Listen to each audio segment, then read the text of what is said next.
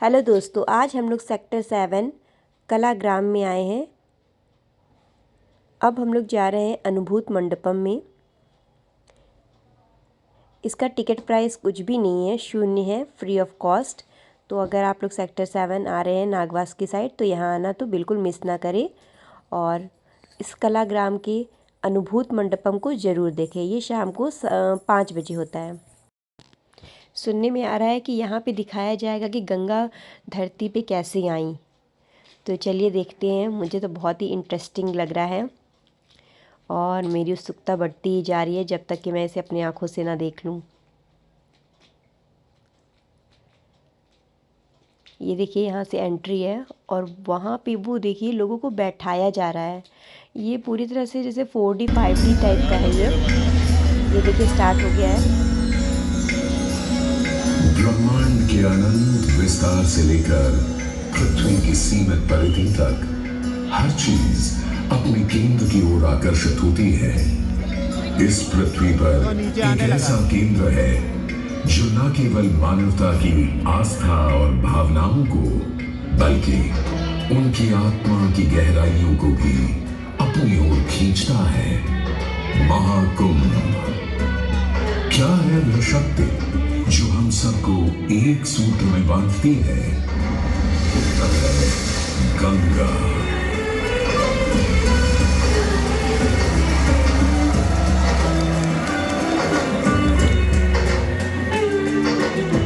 किंतु गंगा क्यों? क्योंकि गंगा कोई नदी नहीं है, आस्था की अविरल तरल धारा है गंगा। विश्वासों की वाणी, संस्कृतियों की सरिता है गंगा। और इस स्थान पर, इस प्रयागों के राज में श्वेत रंगा गंगा का संगम होता है अपनी दो बहनों श्यामल वर्ण यमुना और अदृश्य सरस्वती से। और इस त्रिवेणी संगम के कारण ही यह जगह इतनी महत्वपूर्ण हो जाती है। गंगा के उद्गम के बारे में जो पौराणिक कथा प्रचलित है वो बड़ी ही रोचक और मनमोहक है। तो आइए, क्यों ना आज हम आपको गंगा अवतरण की कहानी सुनाएं, दिखाएं। दानी था राजा बलि पर करता था दम, पूरी पृथ्वी पर फैला था उसका ही आतंक।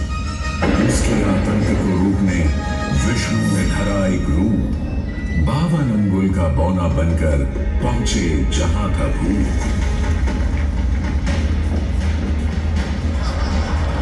सारे दरबारी बौने ब्राह्मण पर हंसे, पर बाली ने जब उसे दान मांगने को कहा तो उसने कुटिया बनाने को केवल 3 पग भूमि मांगी। पर जब बौने ब्राह्मण ने भूमि नापनी शुरू की तो जैसे भूचाल किया गया। वामन ने पहले पग में पूरी धरती नाप ली और अगले कदम से स्वर्ग। ब्रह्मा जी ने भगवान विष्णु के चरण धोकर उस जल को अपने कमंडल में भर लिया।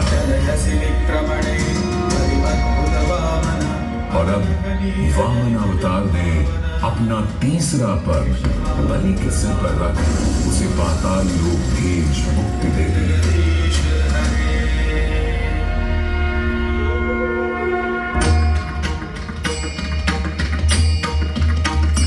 अब स्वर्ग लोक में भगवान ब्रह्मा जी ने जब चरणामृत में हाथ डाला तो वहीं से निकल आई चंचल निर्मल धवल गंगा जी।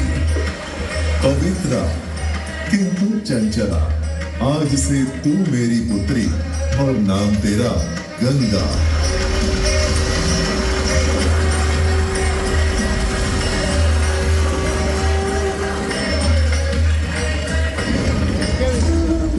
कुछ समय बाद सतयुग में इक्ष्वाकु कुल के सूर्यवंशी राजा सगर ने सारे संसार को जीतने के लिए एक अश्वमेध यज्ञ का संकल्प किया।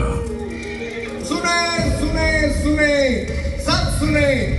या चिन्हित पूजित धवल अश्व जहां भी जाएगा वो भूमि राजा सगर की मानी जाएगी। यदि किसी ने इस अश्व को रोका या पकड़ा तो उसे सगर के 60,001 पुत्रों और उनकी लक्षाधिक सेना का सामना करना पड़ेगा। सुने सुने सुने।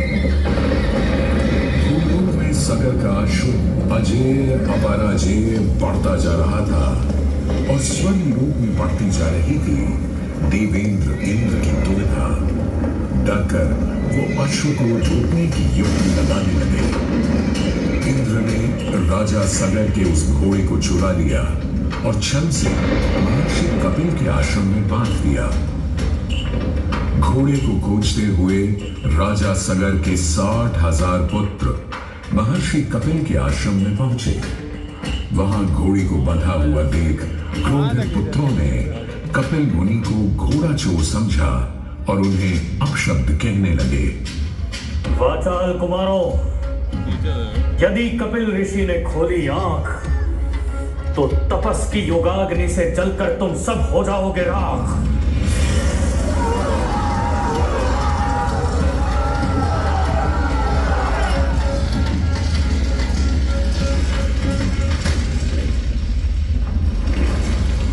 उधर सगर थे चिंतित। न अश्व का पता था न पुत्रों का कोई समाचार। पिता का दुख देख पुत्र अंशुमन चल पड़े खोज पर। जब महर्षि कपिल के आश्रम पहुंचे तो देखा अश्व को और साथ ही अपने 60,000 भाइयों की भस्म को। महर्षि से की क्षमा याचना और पूछा तर्पण का उपाय। तुम्हारे भाई थे घमंडी, अविवेकी और अभिमानी। भस्म कर दिया उन्हें मैंने जो उन्होंने मेरी नहीं मानी। गंगाजल, केवल गंगाजल ही दे सकता है मुक्ति उन्हें जो भस्म हुए तुम्हारे परिजन। अंशुमन को अपने भाइयों के तर्पण के लिए गंगा को लाने का बहुत मन था, किंतु किसी को राजधर्म भी तो निभाना था और राज भी चलाना था। देखते देखते 7 पीढ़ियां गुजर गईं, पर 7 पीढ़ियों के बाद समय आने पर राजकुमार भगीरथ ने राजा बनने से साफ मना कर दिया।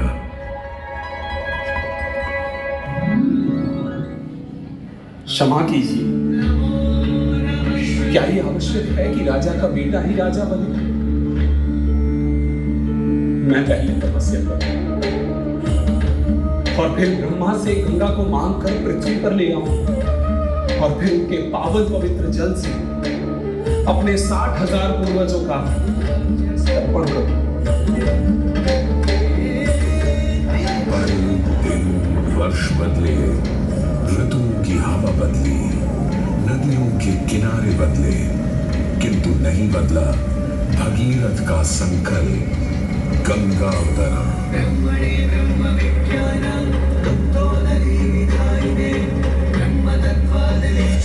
पुत्र भगीरथ, हम तुम्हारे तप से प्रसन्न हैं। बताओ क्या आशीर्वाद चाहिए? हे भगवान, मेरे पूर्वज के तर्पण के लिए मुझे आपकी पुत्री गंगा चाहिए। तथास्तु, किंतु यदि गंगा स्वर्ग से सीधे धरती पर गिरी तो पृथ्वी को चीरते हुए गंगा सीधे पाताल में पहुंच जाएगी। इसलिए तुम भगवान शिव शंकर को मनाओ ताकि गंगा जब स्वर्ग से नीचे उतरे तो वो उसे अपनी जटा में थाम ले। अब भगीरथ ने एक अंगूठे पर खड़े होकर भगवान शंकर को मनाने के लिए शिव शंकर का जाप शुरू कर दिया। जय मन भावन जय पतित पावन शोक प्रशावन शिव शंभो विपद विहारम अधम उदाहरण सत्य सनातन शिव शंभो राज वचन हर जल जनयन वर धवल वरण शिव शंभो। कोई भी वर मांग लो आज। हे प्रभु, जब गंगा स्वर्ग से धरती पर गिरे तब आप बीच में उन्हें अपनी जटाओं में साध ले, नहीं तो पूरी पृथ्वी नष्ट हो जाएगी। बस इतनी सी बात? ठीक है, ब्रह्मदेव से कहो शिव तैयार है। आने दो गंगा को, आने दो। जय शिव शंकर, जय करुणाकर, जय जय जय करतार हरे, जय कैलाशी, जय अविनाशी, सुख राशि सुख सार हरे, जय शशि शेखर, जय मनोहर, जय जय जय नारायण हरे, जय त्रिपुरारी, जय बदहारी, अनिल अनंत अपार हरे, त्रिगुण जय जय करुण नाम निराकार साकार हरे, पार्वती पति हर हर शंभु पारि पारि दातार हरे, जय रामेश्वर, जय नागेश्वर, वैद्यनाथ के दार हरे, मल्लिकार्जुन सोमनाथ जय महाकाल अवतार हरे, त्रिदेवतेश्वर, जय विश्वेश्वर, भीमेश्वर जगतार हरे, काशीपति श्री विश्वनाथ जय शंकरमय अवतार हरे, नीलकंठ जय भूतनाथ जय मृत्युंजय अवतार हरे, जय शिव शंकर, जय करुणाकर, और यूं गंगा ने भगीरथ के साथ गंगा सागर जाकर सगर के पुत्रों का उद्धार किया।